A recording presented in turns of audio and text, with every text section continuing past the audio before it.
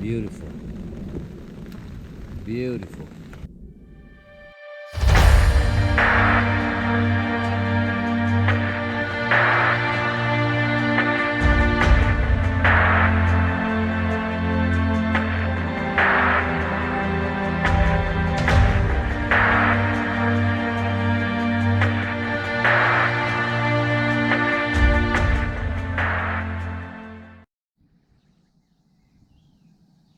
Hi, welcome back.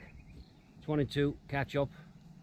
I mean, the weather has been quite atrocious last week to 10 days, and there's more forecasts. We've had thunderstorms every day. Today it's come a bit earlier than the previous days, so I taken this window of opportunity. It's now 14:35. It's a Monday. I built this camp raised bed. You saw it in the shorts, or you saw part of it in the shorts. It was impossible, well, not impossible, it would have been difficult to film in such rain.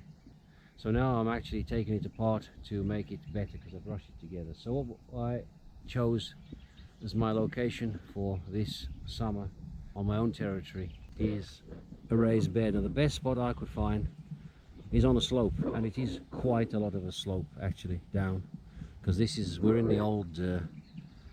the old man-made lake here. So from wood, from trees that have fallen in the winter storms, willow trees, there's loads of it lying around all over the place, branches, sticks, plenty of materials, plenty of dead stuff up there, but it won't come down in my direction. Well, there's just plenty of resources, but it's, you know, I don't have straight sticks. I have 2 straight sticks, and they're here in this raised bed. In this particular, I'm gonna try with plastic bags. I tried this out, not 100% happy with the way it is. That's why I've taken everything apart. And of course, somebody did mention this tarp. It's canvas and it's 2 sides reversible. The point is that they're not very large. They're maximum 2 meters, but they never get a perfect square. They are 1.8 to 2 meters, something like that. And whoever puts these grommets in, they never put the bloody things in the same place. So I got 2 of these, but they don't match up, because the grommets don't match up. Oh, they only match up on the corners. That's the only place they match up. They're not seam sealed, but they don't leak. So doing that in a pyramid to give me that extra length over the bed to cover this, I think it's about 1.8 something. This is a cot liner, a spare cot liner. Then I had water dripping in onto that, which went underneath that pad and gave me a wet arse and a wet backside. Well, you know, it's the same thing in it, wet arse. Let's settle for a wet arse. And not very comfortable. So I went and got a cheap tarp, a very cheap tarp from Lidl, and I stuck it over the top, and the extra width of that pegged out at the back stopped the rain coming in. So now I'm going to experiment with half a German army pop tent at the back. I'm not sure if I can get it in there or not, but I'm going to see if I can do it. I'm going to try to rebuild this eventually, string a few ridge lines with the Robert toggle, because I know you've all been, you know, waiting for me to get my toggle out. So there you go. You'll have to wait a bit longer, you know. Good things come to those that wait. So over and out for now. The other thing that I did, I had some ant powder, and I sprayed everything, not sprayed, sprinkled everything with ant powder, because there's loads of ticks, there's loads of ants. When I lifted that sleeping mat or a fitness mat, whatever it is, it was full of creepy crawlers underneath there. So, and since I put that on, touch wood, I haven't had any creepy crawlers, and I've just been cutting back this undergrowth here with my knife, because of course if that touches anything on the raised bed, then, you know, ants are going to crawl up it anyway. So don't make it overly easy for them. Make it as difficult as possible. And of course sometimes I get sheep in here too. I got to do some barriers, but it's a lot of work to do. As I say, you get a window of opportunity and you have to use it. Listen to the birds song. A nightingale sang in Berkeley Square. and here too. Over and out for now. So I got the half German army pop tent, sail to barn, hush, on some old, I don't know, the Austrian poles I think, but I don't know what they do. I just got it pegged out on 2 bits and on cord to 2 convenient trees, staked at the back. The only thing is I've had to bring these in a bit, and I'm not sure now how that bed will fit. I might have to start doing some cutting to get it in, and I need to check on the head height. There is a way to lift these up a bit through the armpits. These ones are, yeah, these ones haven't been taped up, so it's okay. I can use them. Can put a pole through there and lift it out a bit, because I actually wanted the front here, I want to be able to sit at this level and cook at the fire, so I need to get head height for sitting. I don't want to be sat like this.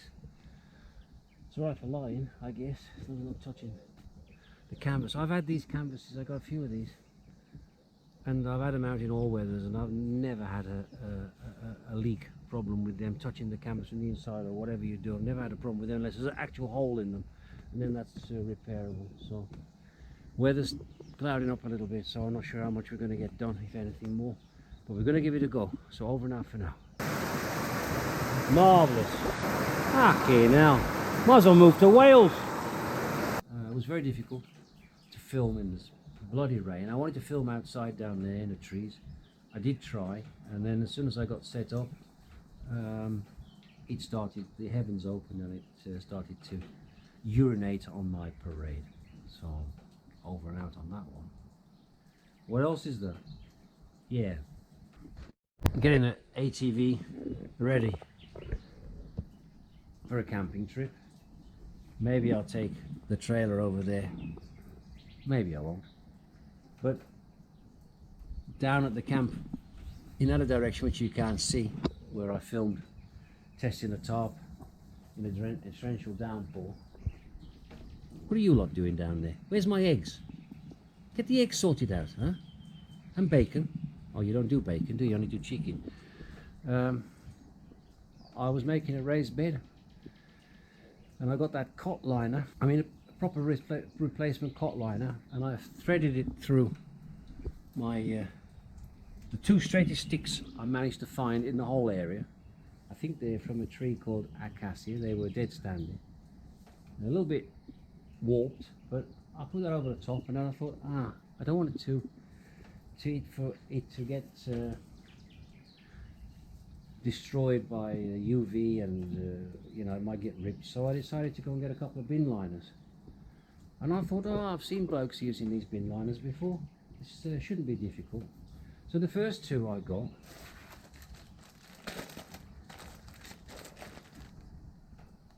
Schwela Saka, 240 litres. I have no idea what that is in gallons, but it's bloody big. I can assure you it's big, and extra stark means extra strong.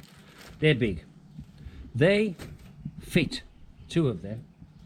I tried some of those that fit the oil barrels. These are 160 litres. These are I use for my rubbish. These are also quite heavy duty. They didn't fit.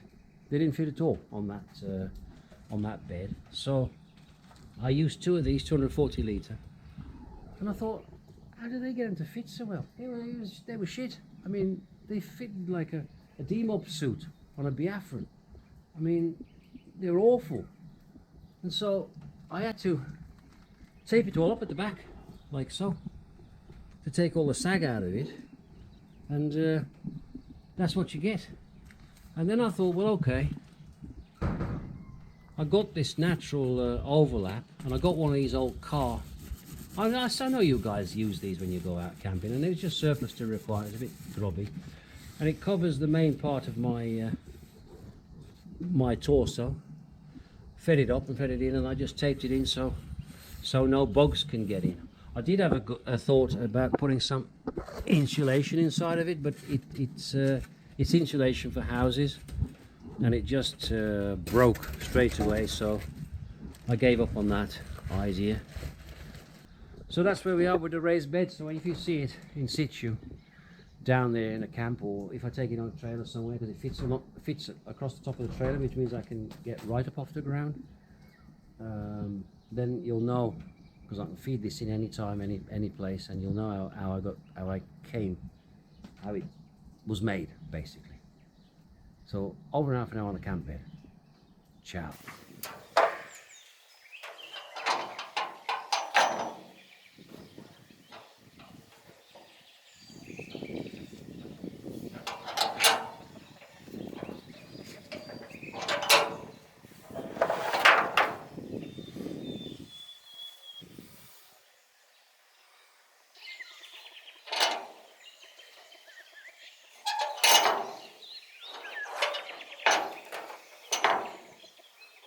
So we've gone through the ring over that aside. So the cord I'm using is much longer than I need for this job. It's just a piece that I just picked up.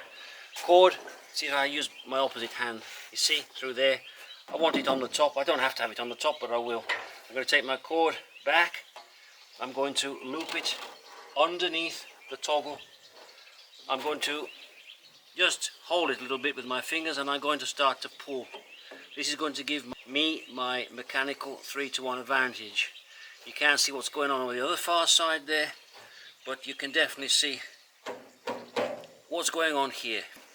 And I'll just give it a little bit more of a pull, sliding down, and then to lock it off, I'm just going to lock it around there like so.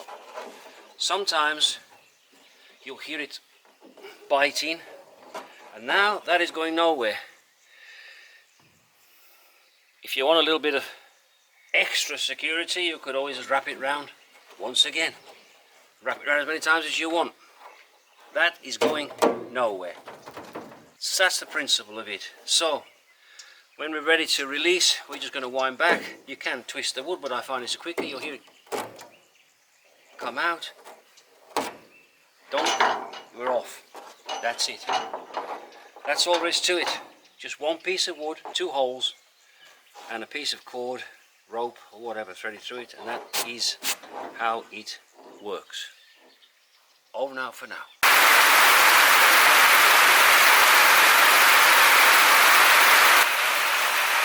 Yeah, so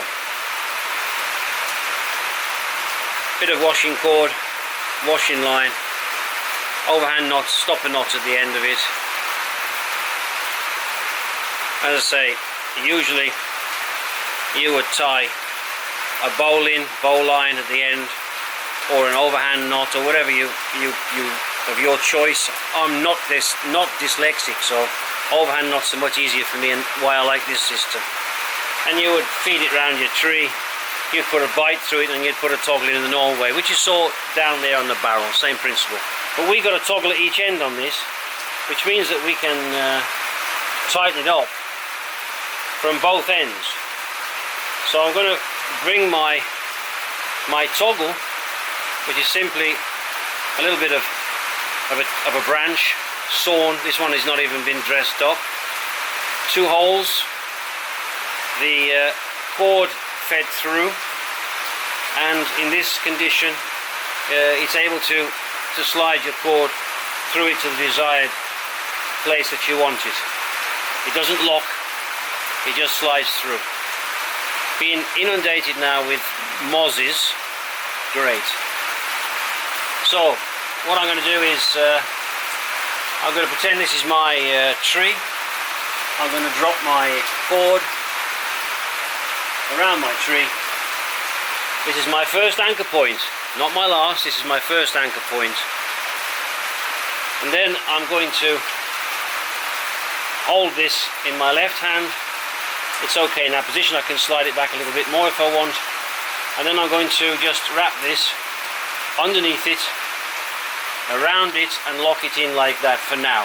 Okay? Now that's not going anywhere. That is not going anywhere. It's as simple as that.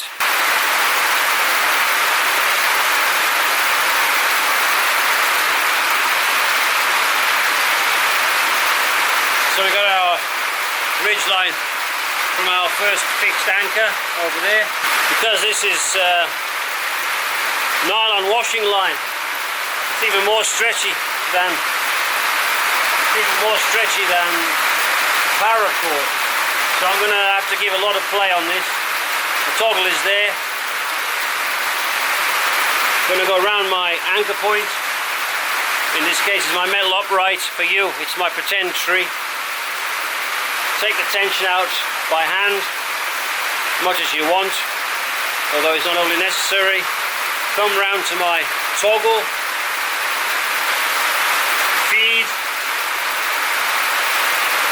my standing end underneath the toggle between the ridge line and the toggle.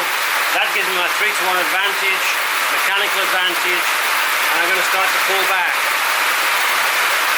This is taking up the slack, the tension. This is replacing my trucker's hitch, my taut line hitch, whatever. Tui Vinks, whatever. Keep going. There'll be a lot of stretch in this, a lot of stretch. Okay. And I think it's enough. So when I reach where I've had enough, I'm then just going to lock it off underneath. And pull it, and if it wasn't for the rain you'd hear it lock. If you want to be double secure, you just lock it under again like so, and that's it. I'm not sure. That is basically how it works.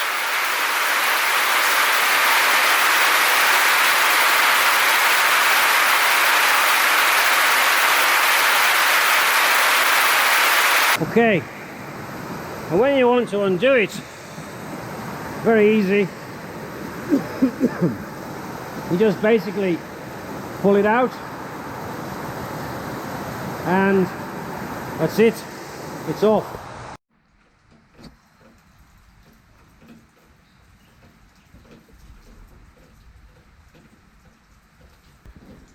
Hi, welcome back. Hopefully you can hear me now. The rain is subsiding a little bit after a torrential downpour. Now comes flies and mosquitoes buzzing around. Summertime, huh? So, the Robert toggle. Have I copied anybody? Have I stolen valor? Have I stolen somebody else's work? No, I haven't. And I'll tell you why. Because I don't do that sort of thing, me. When I brought to YouTube the jungle knot, the jungle cord, the jungle string, the John cord, at least before I filmed it, I did my research.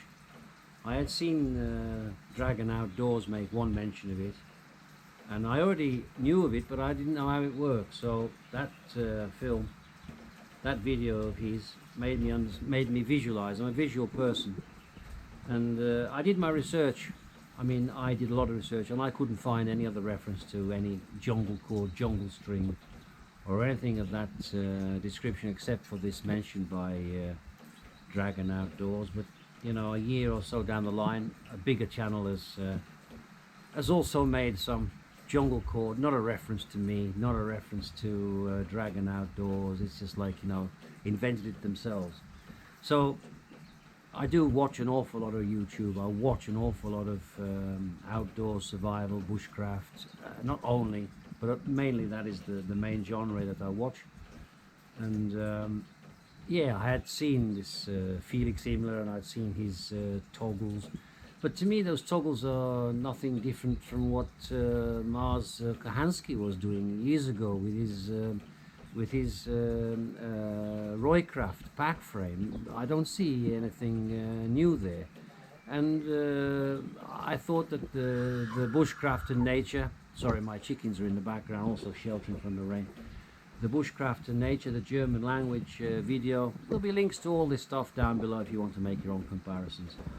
I thought was well over-engineered. I mean, you know, he's using drill presses, and it's not real. You don't need to do that. But his is a one hole system, and it doesn't tension like my system does. So when I say my system, I will, after having this idea and then doing thorough research, I can assure you that I will put the links down below. You can see for yourself that back in 2017, there was a guy, I think he's an American guy, who made these toggles, but he made them from plastic. They're manufactured toggles. And it's still a little bit more complicated. He updated them later on. But it's the same system, it's the same tensioning no-knot system, only his are manufactured plastic. 2017, nearly 4 years ago, right? Mine are just simple bits of wood lying around on the ground or from branches that have been limbed. You know, you can do them at home, you can use a hand drill, or you can do them as I do them. I'll swing you around and let's have a quick look. I'm a great lover of gimlets. I got this one from Germany. Okay, there's a cork on the end of it. I'm not going to unscrew it with one hand. It's from Japan, actually, made in Japan. Japanese, they make good stuff. It's 6mm, so it's ideal for paracord size to go through the holes. I have a local sourced one. I have two, actually. They're a bit thinner. These are okay for bank line. The bank line that I was using, or trotting line that I was using in that short one minute video, I found that it was a bit too thin. I mean, it wasn't the thickness of the 36 bank line. This was like number 12, and I found that it was very difficult to slide the Prusik knots along it. So I jettisoned that. I just cut them off, and I went for a thicker cord. Even the same size cord works perfectly fine for the tension that I need on the tarp. So yeah, I mean, as I hopefully have shown you in the films, in the videos so far, just any old piece of wood toggle. If you want to go to town and dress them up and chamfer the edges, then fine, but basically you need to put two holes in, big enough for a piece of nylon cord or paracord to feed through, a stop knot in each end of your line. Or if you want, this one is a completely, except for the bloody stop knots, of course, because there is a knot in it. I'll say a no knot tensioning ridge line. It doesn't require any taut line hitches or truckers hitches or evenk knots or whatever is, you know, turns you on. I'm not saying that you have to do it my way. It's just another way of doing things. I like simplicity, and for me, just to put a couple of holes in a piece of stick, I can do that. But I'll tell you honestly, I am not dyslexic. I have big problems with knots. I just don't see it. Even if I'm following the guy and he's standing looking at it like I am, I still don't follow it. I get just totally confused.com. So the lesser knots for me, the more hitches and toggles that I can put into anything, the better. That's the way, you know, I work. I'd rather do that than end up having to cut cord, you know. 9 times out of 10 I won't get a bowline. I'll get a slip knot. But I have to go watch on the video. I just can't, and even muscle memory doesn't seem to work for me with knots. So, sorry, I'm being attacked. So, excuse me. Showed you how the toggle can be used in a luggage situation, as a, you know, or fastening something to a pack. This particular toggle, but stick to the single Bushcraft and Nature or the Felix Immler if that's what turns you on. I just don't need to put a loop in mine. It's just one length of cord with a stop knot at each end, 2 holes in a piece of wood, and I think I can get more tension on it. But it's up to you. Simple. 2 holes, bit of cord, a couple of knots. It locks itself. Go watch the guy, the link below, 2017. I don't remember his name top of my head. And I got a list. I'll put them on the screen or in the description. I got a list of little fancy Dutch clips and all. I don't even remember what easy something. All these things that, you know, make your ridgeline supposedly easy, but they're going to cost you money from Amazon. I don't see the point. And they're easy to lose, I guess. You lose a toggle, you just pick another one up off the deck, unless you're in the Sahara Desert, of course. Then you won't be putting a tarp up anyway, would you? No, I suppose you would. Said my piece. Don't think I've missed anything out. If I have, well, I'm sure you'll let me know.